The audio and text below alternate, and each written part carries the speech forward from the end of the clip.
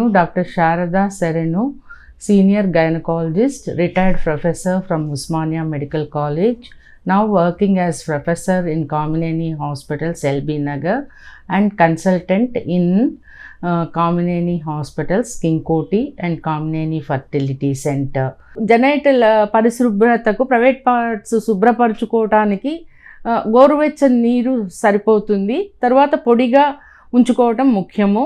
ఇప్పుడు చాలా రకాలైన కెమికల్ వాషెస్, సొల్యూషన్స్, బిటడిన్, అయోడిన్, చాలా ప్రిపరేషన్స్, వెజైనల్ వాష్ అని అలాంటివి వస్తున్నాయి. దానివల్ల ఒక్కోసారి ఆ పీహెచ్ సరిగా లేకపోయి లోకల్ అక్కడ ప్రైవేట్ పార్ట్స్ మీద ఇరిటేషన్ ఉండి మంట పుట్టడం అలాంటి సమస్యలు కూడా రావచ్చు.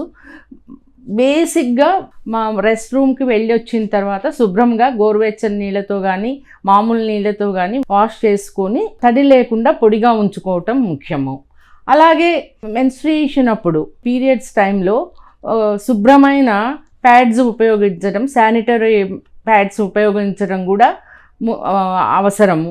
ఒక్కోసారి అవి గనక ఎక్కువ టైం 2-3 గంటల కంటే 6, 7, 8 గంటలు ఎక్కువ టైం ఉంచుకుంటే దానివల్ల కూడా ఒక్కోసారి అక్కడ లోకల్ ఇరిటేషన్, దద్దుర్లాగా ఏర్పడి పుండుపడి నొప్పిపడి వైట్ డిశ్చార్జ్ అయ్యే అవకాశం ఉంటుంది.